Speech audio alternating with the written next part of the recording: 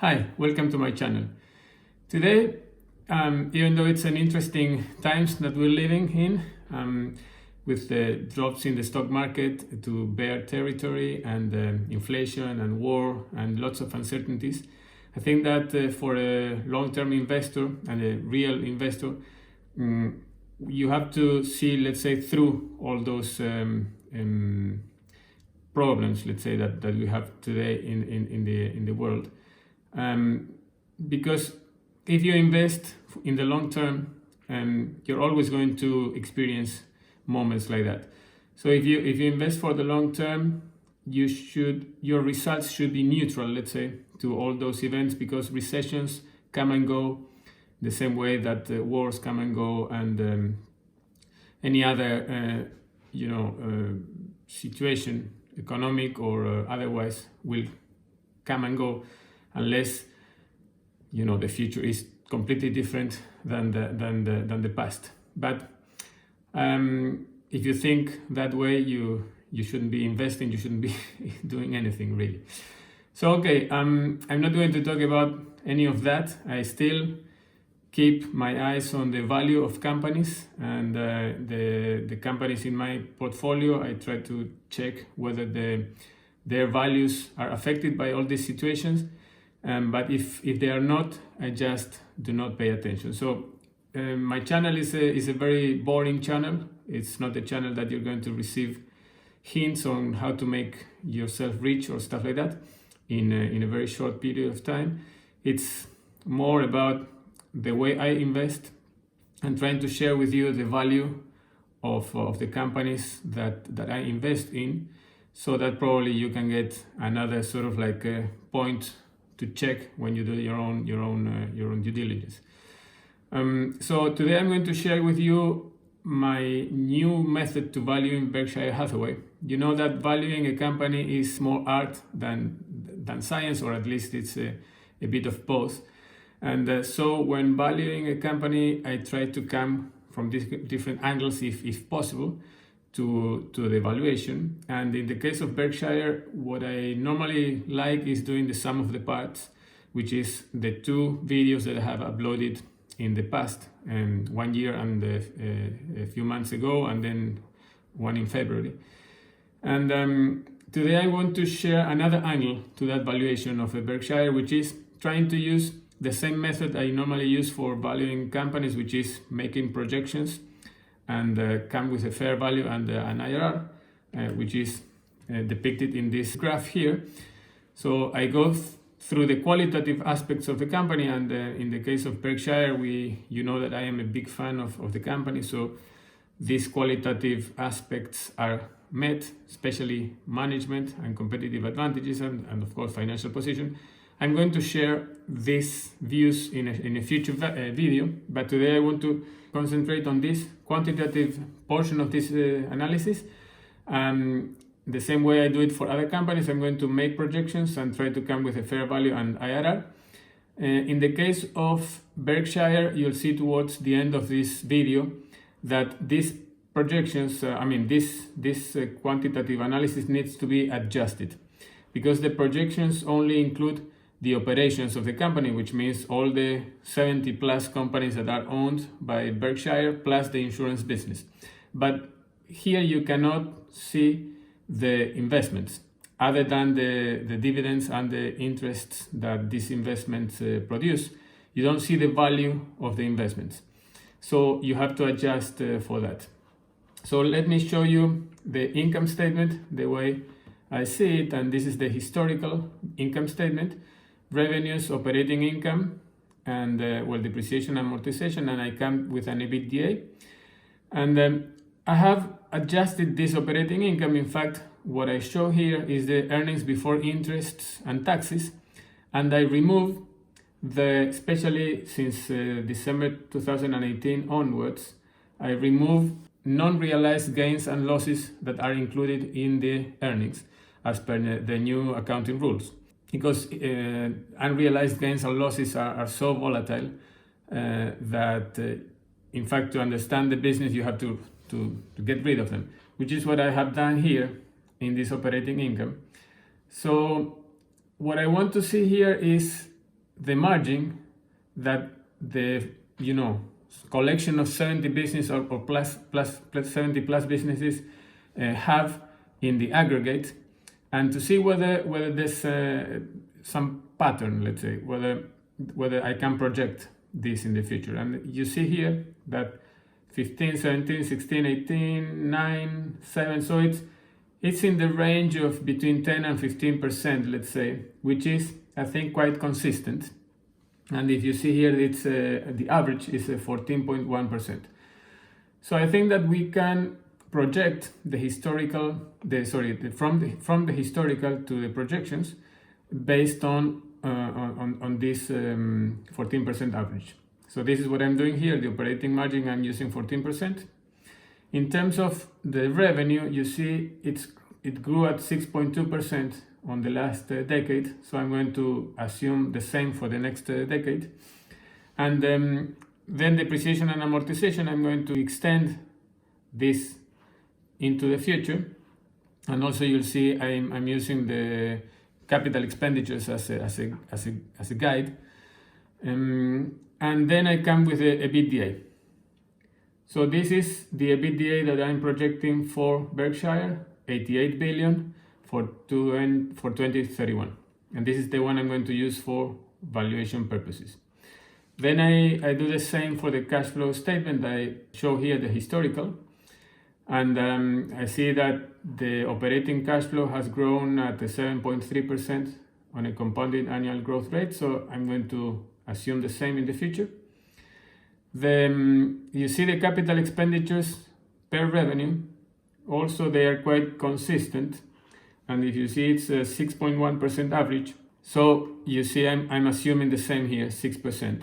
And then the other one is EBITDA to free cash flow. I want to make sure that when I compute the free cash flow in the future here, it's similar to the relationship with EBITDA that the company has in the past. So here 1.9 average, and when I project free cash flow, it's also similar. So the relation between free cash flow and EBITDA are similar than it has been in the past.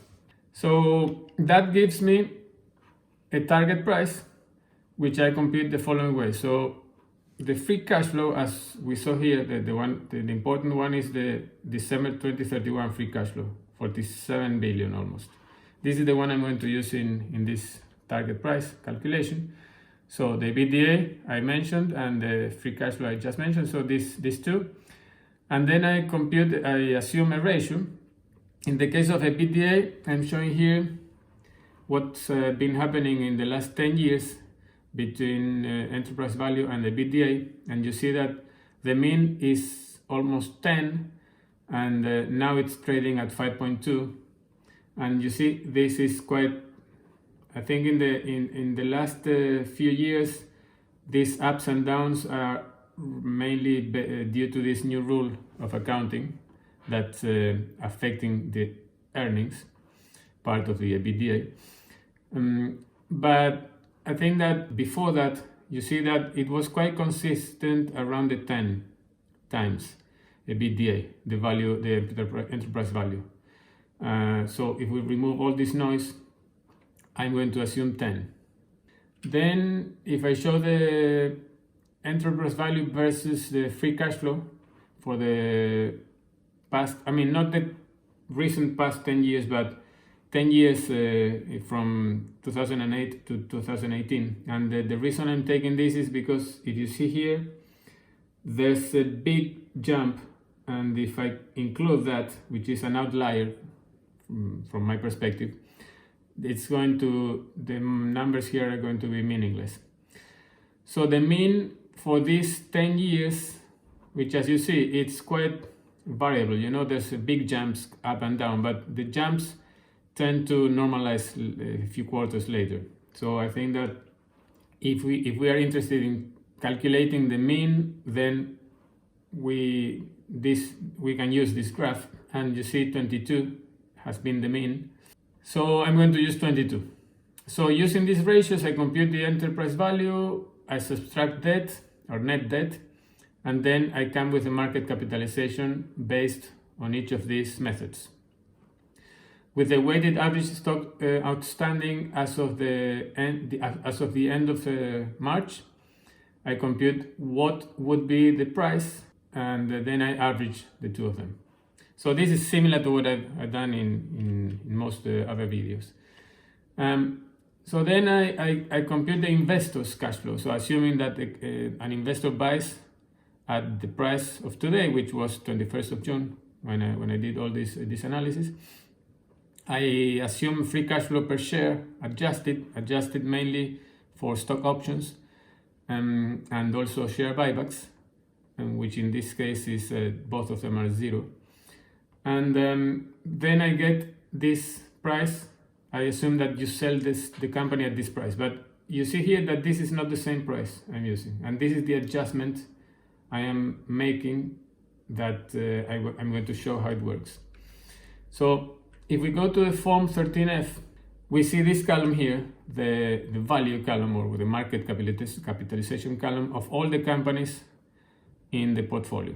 I have cut it here because it's quite a long list. I'm only showing just for illustration purposes.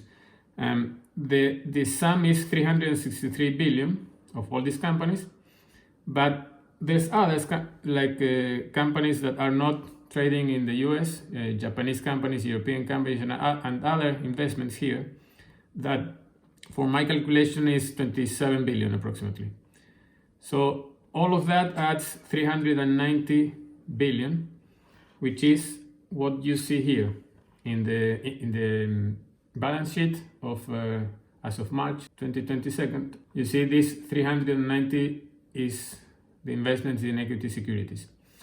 And I'm going to add the equity method investments and also investments in fixed maturity securities. So all this adds to 429 billion. Take note that I'm not taking the cash or the short-term investments as part of this figure, because in essence what I'm assuming is that all these two, which is roughly 100 billion, is part of the operations of the company, even though that's conservative because he mentions, Buffett, that he only needs roughly 30 billion to run the business, let's say, in the safe manner that he wants. So this is what I do then. If we have 429 billion invested, if it grows at a compounded annual growth rate of 5% for the next 10 years, and remember that we have a dividend yield of 1.7% that the company is receiving into the operation. So it's included here already, this 1.7% yield. So what I'm assuming here is only the appreciation of the price of the investments and not the yield or the interest received. So, but all in all, what that means is that roughly 6.7% return on these investments overall, with including dividends. It's roughly doubling every 10 years. If this is the case, then the future fair value of all these investments would be 700 billion. If I divide that by the 2.2 billion shares outstanding, equivalent B shares outstanding, then I'll get a 317 fair value per share, and this is on B shares. So adding these two together, 427 and 317 gives me the 744 that I'm going to use as the investor's cash flow, and this investor's cash flow will give me an IRR, and this is what I show you in this slide. As of the 21st of June, the investor's IRR, buying at 272, which is the price as of this date, was 15%. So this is really a great return for a company that, in my view, is quite a safe investment. Of course, it will have ups and downs in volatility, but in terms of safety, I think it could be one of the safer investments, because in essence, what you're doing when you invest in Berkshire, you're investing in not only the 70 plus businesses owned, but also the 20, 30 companies partially owned through stocks and other investments here and there. So it's almost like buying an index, but with zero fees. So, and if you get 15% return, of course, this could be more or less. This is just a projection. I think it's a really, really, really good proposition. So if you were to be happy with 10% or a bit more than 10%, you would be able to buy this stock at 380. So here you can be even paying 380 with the same cash flow, and you will be getting 10%. So this to me is like the fair value of Berkshire. And if you see, this 380 is quite similar or in the same range as what I showed in the 3rd of March of 2021. This is a bit outdated. It's a year and 3 months old. But even then, I had a 327 per share as the fair value. And this was the sum of the parts method. And the most recent one, the 25th of February one, I came to 440, which is much higher than the 380 that I'm assuming now via this other method, but still, in the ballpark, let's say, both of these methods show that if you buy the stock at 272, you're having a good deal. And then let me show you a different method, which is using book value per share. So the price per book value. You know that Buffett used to say that the stock is really cheap if it hits a price to book value of 1.2, and he was supposed to trigger. That was supposed to trigger, let's say, his buying back stocks when it hit 1.2. Of course, the market, knowing that, created a floor at the 1.2 level that then made Buffett. By opening his cards, he couldn't buy back the stock. Now he is more, let's say, flexible in that price to book. He's no longer using price to book I don't think that he's using price to book as his method to valuing Berkshire. He may have other ways to come to the value. But I think, and the company has evolved so that price to book is, not that, I think, meaningful recently. But still is a good way to have another angle to the value of the company. And we can see that as of the 21st of June, I think it was at 1.19 times. And this, if you see, 1.19 is this line here in this graph of probably 15 years up to 2006. You see that in most cases the stock has been over this 1.19, and I think it's fair to say that the 1.5 is closer to the fair value of the company. So even if we buy today, this is another angle to understand the value of Berkshire. And you can say that not only is undervalued based on projections and based on some of the parts, but also if you see this price to book, you still have a company of 1.2, even lower than what Buffett was eagerly buying, let's say, in the past. So the way I calculate this, even though here it's a 1.19 is calculated by ticker, I always want to calculate it myself.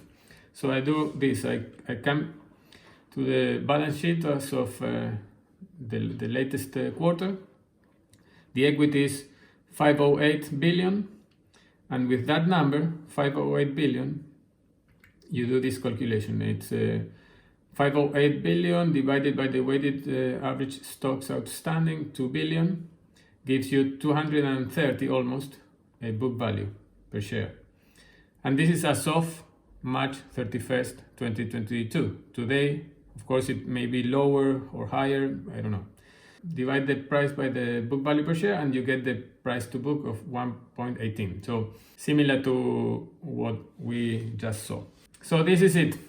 The investors IRR and the fair value of the company, 380. If you invest today, you'll get 15% in these calculations, of course, and you will buying it at roughly 1.18 times book value, which is, I think, a very, very good proposition. So that's my take at valuing Berkshire using this other method.